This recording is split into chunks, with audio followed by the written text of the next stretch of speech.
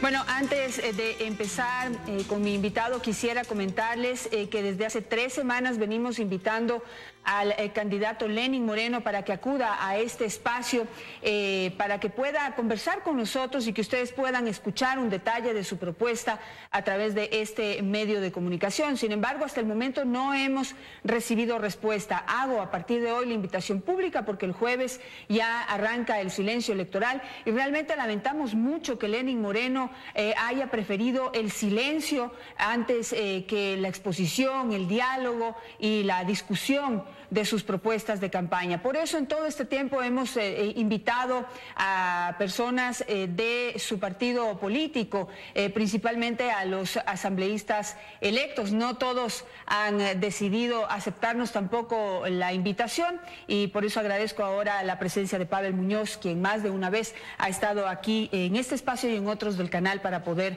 cumplir con esta obligación frente a ustedes, ciudadanos que están a punto de decidir su voto este domingo. Importante saber por qué lo van a hacer. Pavel, muy buenos días y bienvenido a nuestro programa. Bueno, esta es la recta final y yo creo que un momento crucial e importante para poder tratar de discutir lo que más se pueda la propuesta, en este caso de Lenín Moreno. Y quisiera revisé con mucha atención nuevamente el plan de gobierno de Lenín Moreno. Son 86 páginas y quiero decirle que en la mayoría veo ofertas, pero realmente tampoco en ese plan se explica cómo lo van a llevar a cabo, sobre todo tomando en cuenta la situación económica que tiene el país. Y quisiera empezar yendo al grano usted sabe que hay que aprovechar el tiempo de este. Página 32 de su plan de gobierno, se ofrece el desarrollo del país en base al desarrollo de nuevas industrias como la petroquímica, la potenciación de la siderurgia, el impulso al desarrollo de astilleros de calidad y a la potenciación o la concreción de la industria de la pulpa, industrias básicas o industrializantes, dicen. ¿Con qué dinero lo van a hacer? Bueno, Janet, buenos días, un saludo para usted, pero fundamentalmente para la ciudadanía. No nos cansaremos de agradecer la gran votación que tuvimos en todo el país, y particularmente en Quito y la provincia de Pichincha, para poder representarles. Janet, me parece que hay que ver en su contexto, y en su contexto me parece que lo fundamental es apuntar a los ejes que tenemos nosotros. Un eje que fomenta la producción, un eje que fomenta el trabajo, un eje que fomenta el bienestar de los ecuatorianos y también una sociedad y un Estado transparente. Usted se está refiriendo fundamentalmente al ámbito productivo, donde creo fundamentalmente, Janet, que hay que hacer dos cosas. Tomar lo que ha hecho el país en una perspectiva de desarrollo a largo plazo y volcarlo a esto que se ha llamado y que hemos tratado de impulsar con mucho empeño, el cambio de la matriz productiva. Para eso, Janet, había que generar las condiciones estructurales que le permitan al Ecuador dar ese salto. Por ejemplo, tener un sistema vial que genere competitividad. Por ejemplo, hacer un cambio en la matriz energética para que hoy no dependamos, digamos, de qué sé yo, compras al exterior, de energía, lo que fuera. Eso está claro, Pablo. Disculpe si podemos ir al grano, porque estas son las ofertas que ustedes están ya concretamente haciendo y de esto vienen hablando hace mucho tiempo. Pero para poder desarrollar la industria petroquímica y la siderurgia, ¿no había que producir más petróleo, por ejemplo, primero? Hay que aprovechar el que tenemos y seguramente producir más. Hay que refinar el que tenemos para que eso sea un buen negocio. Aspiración. Si no lo tienen en concreto, no pueden ofrecer esto o no lo pueden cumplir desde el primer día. Janet, estos ofrecimientos lo hemos venido haciendo hace ya 10 años. Se ha disminuido en un proceso de desarrollo de petróleo en vez de incrementar. No, hemos tenido en estos años de una producción histórica. Hemos llegado cerca de los 250.000 barriles diarios. Esto ha significado que podamos exportar más petróleo, pero tenemos condiciones en las que ya el que nosotros tenemos para refinar no lo podemos refinar.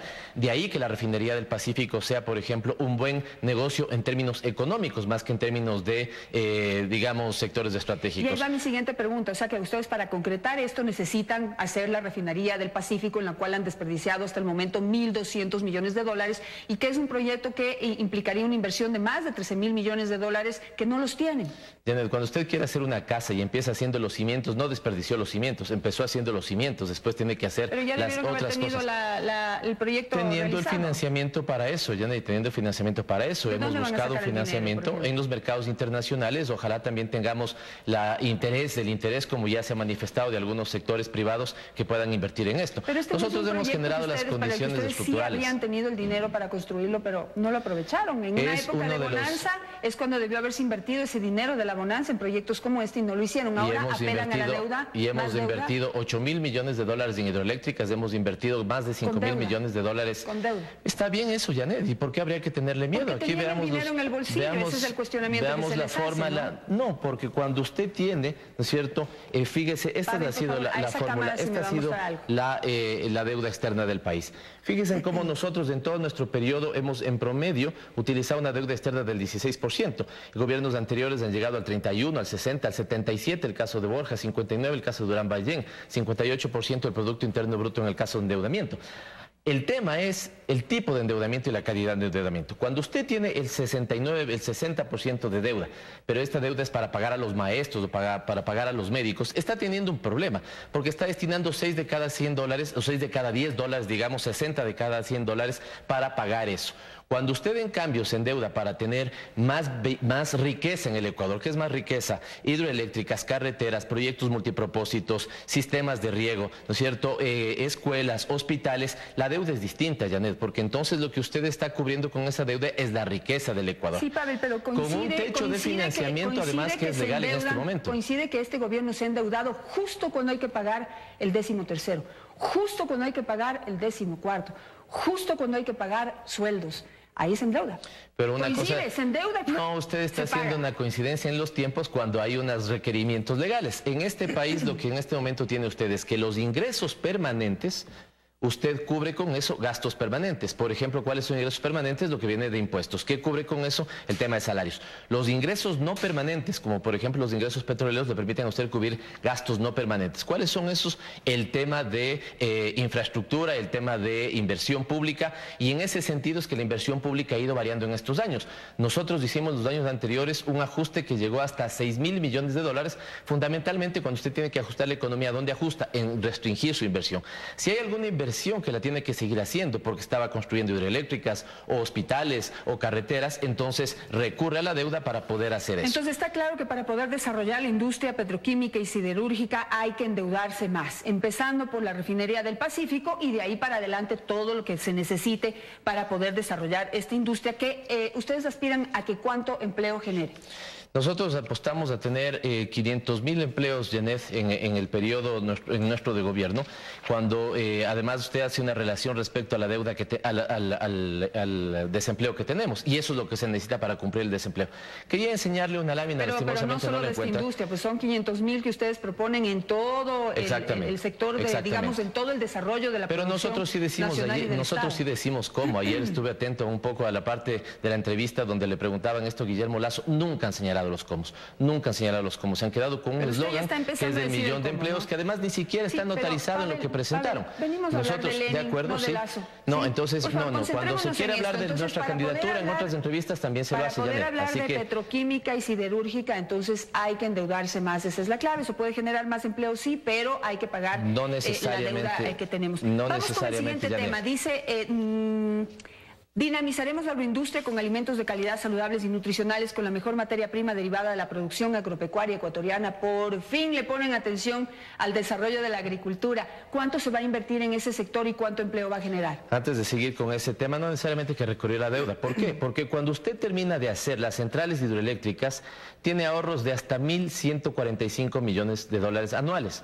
Cuando usted, digamos, tiene y le empiezan a rendir frutos lo invertido en el sector hídrico, tiene 1.200 millones de dólares de ahorros anuales. O lo he invertido en el sector hidrocarburífero, 400 millones de dólares anuales. ¿Tiene que pagar la deuda? Esto significa, claro, también, ¿3.000 millones? Pero es una deuda sostenible. Cuando usted ha hecho su casa, si usted tiene una casa, le hablo a los ecuatorianos promedio, clase media, ¿sí? ¿Se han endeudado en eso o no? Y cuando esa deuda está destinada, ¿no es cierto? Yo tengo mis ingresos y puedo cubrir la escuela de mis hijos, puedo cubrir mis gastos básicos y una parte destino a la compra de mi casa, está bien, Janet, porque entonces estoy haciendo que eso me permita en 10 años, en 15, en 20, al tema que me haya endeudado, ¿no es cierto?, poder cumplir con ese endeudamiento, no es el tema de la casa. Porque claro que la gran pregunta para el próximo gobierno, la gran pregunta que se le ha hecho en este caso a los dos candidatos, y que me hubiera encantado de hacerle a Lenín Moreno, pero lamentablemente no quiere aceptar nuestra invitación, es ¿de dónde va a sacar para pagar la deuda? Incluso hay que renegociar esa deuda, Janet, y eso está bien, hay que salir a los mercados internacionales y poder conseguir una deuda que permita extender los plazos y bajar los intereses. O sea, que reconocen que negociaron mal, que estamos pagando un interés altísimo. Mire, para la economía el otro día veía que uno de sus invitados hacía una comparación con otro país. No se pueden hacer ese tipo de comparaciones. Lastimosamente, Janet, en el escenario, en la geopolítica que tenemos, donde hay calificadoras que le ponen a un país una determinada, digamos, calificación, ese país entonces tiene que endeudarse sobre la base de lo que la gente está dispuesta a prestarlo.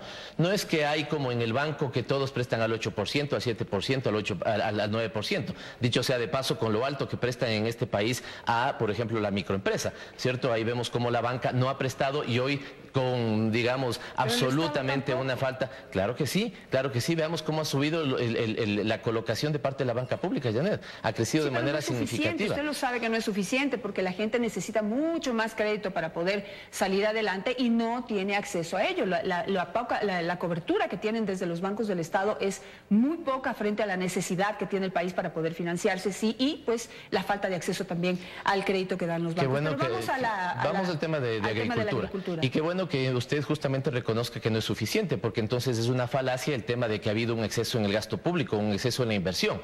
Es solamente aquel que tiene demasiado puede creer que nosotros hemos hecho una inversión que ha cumplido todas las necesidades del país. Usted vaya a preguntar, Janet, si ya se han hecho las escuelas suficientes, o los hospitales suficientes, o los centros infantiles.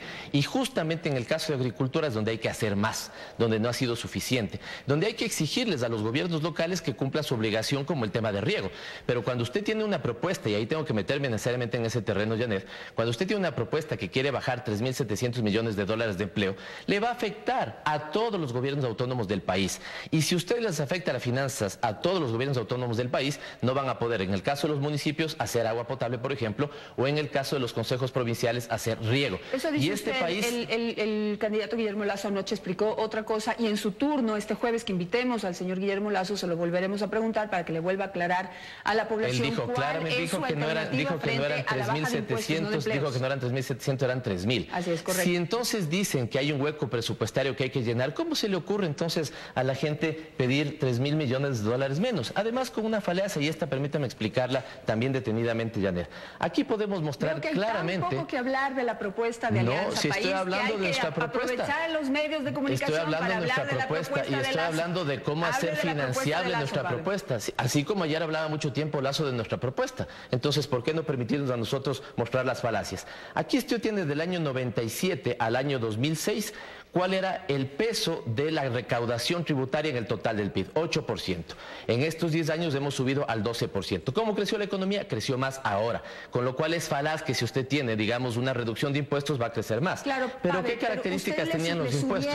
Le subieron al IVA y recaudaron menos IVA. Le han subido a los impuestos y han recaudado menos impuestos. Ya hemos bajado 22. Pero no quisiera hablar del señor Lasso. Tengo más preguntas. Okay. Por ejemplo, otro generador de empleo y de recursos, el turismo, al que no le han puesto atención durante estos 10 años, al punto que en este momento hay un 30% de afectación en ese sector. No hay suficientes visitantes, no hay suficiente gasto ni en comida, ni en hoteles, ni hay desarrollo. No vemos pues que en nuestras playas o en nuestros sectores turísticos haya, digamos, la infraestructura que se necesita para poder realmente atraer al turismo de peso, aquel que pone dinero aquí adentro en el país. Solo para que no quede suelto, nosotros eliminamos 22 impuestos y lo que se ha creado en total son 13. Janet, me parece que estamos viviendo en países distintos. Me parece que usted y yo estamos viviendo en países distintos y seguramente sí. Con respecto a la ciudadanía. Se ha multiplicado significativamente la cantidad de turistas que vienen al Ecuador.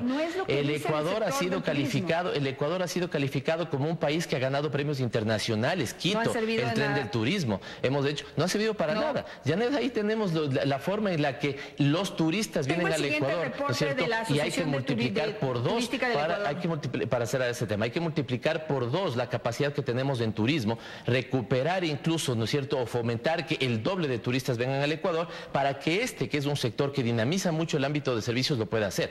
Quedó un poco suelto el tema de agricultura, rapidito con eso. Crédito barato, riego, insumos y la capacidad de que puedan tecnificarse con el apoyo del Estado. ¿De dónde van a sacar la plata para el crédito barato? Con los ahorros que le estaba mostrando. Cuando usted deja de hacer una hidroeléctrica, Janet, libera recursos de inversión para volcarlos al fomento productivo. Para esos recursos ustedes han hecho esas hidroeléctricas con deuda, no con recursos del Estado. Entonces no hay ninguna liberación. ¿Y cuál es el problema, Janet? Si usted no hiciera con deuda, si hay una familia de clase media que tiene la posibilidad de... Tiene que pagar la deuda, no tiene recursos libres. Pero claro que hay que pagar la deuda. Y fíjese cómo se endeuda. Si no está mal que un país en vías de desarrollo tenga deuda, Janet. Insisto, pongámonos en la situación de una familia de clase media. Si mañana quiere comprarse, ¿qué cree usted que hace? ¿Que ahorra, ¿no es cierto?, hasta que tenga las 60.000, 80.000, 100.000 dólares? ¿O que recurre a un crédito para poder pagarlo en el tiempo? Compra la casa que puede comprar, porque si compra una casa, el doble o el triple de su posibilidad económica, está siendo una familia o un padre, en este caso, que siempre se le atribuye al padre esa decisión, un padre irresponsable, porque está comprometiendo él los recursos y el patrimonio de su familia a futuro. Y aquí, Janet, hemos sido, ¿no es cierto?, hemos gobernado con responsabilidad, hemos hecho las escuelas que el país necesita, los centros infantiles que el país necesita, los hospitales que el país necesita. Janet, hágale esta pregunta. Pero no tienen médicos suficientes, las medicinas no se entregan y las que se entregan son de mala calidad. Las escuelas no tienen maestros. Entonces hay que invertir más. Entonces no hay que entrar a la racionalización del Estado como plantea el candidato de la banca, ¿no es cierto? Porque eso es decirle a la gente que va a sacar gente a la calle. No es igualito lo del 92, Janet. No dice eso, ahí nos plantearon el tema de que el Estado era muy grande, ahí es el tema de que el Estado era muy grande y empezaron a comprar a renuncias. ¿Para qué? Además, para que lleven a los bancos. ¿Para qué? Para que después hagan al feriado bancario. Ya vivimos esa historia, Janet. Ya la vivimos. El tema es que no le estoy diciendo una cosa inventada. Sí. Ya la vivimos. Yo creo que la ciudadanía tiene la suficiente inteligencia para poder analizar cada propuesta y hacer sus propias conclusiones, y no que ustedes les vengan a dar diciendo cómo tienen que pensar y cómo tienen que votar. Es tan inteligente que ganamos en la primera vuelta y así lo haremos en la segunda. Ya vamos en minuto 12 y no puedo avanzar, tengo tantas preguntas. Mire, reporte de la gente que se dedica al turismo, de la industria del turismo. Dice, el consumo de alimentos y bebidas retrocedió aproximadamente 5 años, con caídas entre el 20 y el 30%. Los costos son muy elevados en relación a nuestros vecinos. Sueldos, menaje, lo que hace vernos costosos frente a ellos. Tenemos aeropuertos con actividad, pero por ejemplo, los impuestos que pagamos los pasajeros, que se denominan Ecodelta, han generado 50 millones de dólares que se ofreció invertir en desarrollo del sector y no ha llegado un solo centavo de esos recursos. Si está la gasolina para los aviones, en un momento ya subsidiamos. Digamos, lastimosamente no tengo aquí los resultados de utilidades del sector turístico, me hubiera gustado mostrarle, pero sí para decir, ¿no es cierto? Permítame 4 ejemplos para ver cómo las condiciones que ha generado el país, donde incluso está el turismo, han permitido estos niveles de crecimiento en utilidades y ventas. Construcción creció en utilidades 541%, en ventas 291%. ¿Pero a qué año, Pavel? Del 2005, con datos oficiales, del 2006 al 2015. Crecimiento del sector comercial. Ya entramos en crisis, ya usted debería tener los datos actualizados. La economía latinoamericana entró en crisis, Yandel, la economía latinoamericana, y todos los países hemos tenido que hacer correctivos para cubrir eso. Esa es su versión. No es mi versión, es lo que ha pasado en Colombia, en Perú, en Argentina, en Brasil. No, vaya a ver, Janet, cuál es la cantidad de gente que quiere venir al país buscando oportunidades. Los venezolanos. Vaya a ver los indicadores que tiene en este momento Colombia. Colombia le tocó subir el IVA al 19%. Vaya a ver las devaluaciones que tuvieron que hacer el caso colombiano y el caso peruano, que tienen una ventaja respecto a nosotros. Sí tienen moneda nacional y no lo pueden hacer. Nosotros hemos tenido que hacer política pública para proteger la dolarización, porque si hay algo que quiere usted, quiero yo y quiere la gente que nos ve, la dolarización. De ahí que me parece que la propuesta de Lazo, justamente, ¿no es cierto?, de implementar su paquete económico, ponen en riesgo severo la dolarización. Bueno, yo dicen que quieren protegerla.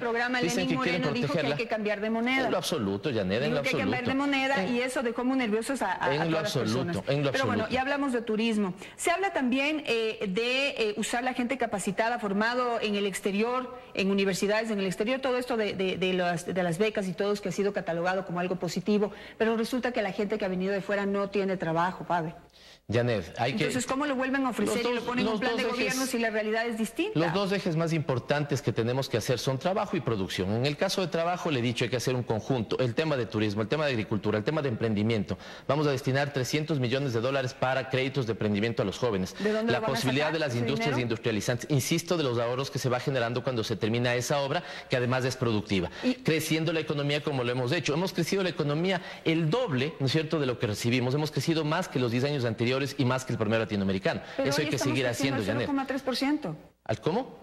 0,3% es lo que se prevé para el próximo año. Janet, todos los países han caído en una baja. El promedio latinoamericano ha sido golpeado en tema de su crecimiento. Ya tenemos buenos indicadores de que la economía se está recuperando. No coinciden y no concuerdan con los ofrecimientos de crecimiento que ustedes hacen. Para poder generar, por ejemplo, los 500.000 empleos. ¿Pero cuáles toma usted? Los del Fondo Monetario Internacional. No me dirá que está tomando los del Fondo Monetario Internacional. A los de la CEPAL, qué bueno, porque esos son más acertados. Porque si toma los del Fondo, que tengo justamente aquí, ¿cómo se equivocaron? 0,3%. No, los del fondo. Con ese ritmo de crecimiento determinado por la CEPAL, ¿cómo va a generar el empleo que usted ofrece? Es que no se va a crecer al 0,3 pues todos los años, Janet. Todos los países igual vamos a tener un incremento. ¿Pero cómo va a dar el salto del 0,3 al 5, del 0,3 al 4, del 0,3 al 3? Fomentando un gran pacto productivo, 1.4 para este año. Fomentando, además, fíjese que las previsiones que tenían ni la CEPAL ni el Fondo Monetario se cumplieron, ¿no es cierto? Ya pronto se anunciarán los datos. Nosotros me parece que vamos a tener un decrecimiento del 0,4 y tenemos perspectivas de crecer al 1,4% el próximo año. Desde esta perspectiva, Janet, le decía, déjeme el tema del pacto productivo, porque es un tema fundamental para lo que usted señala.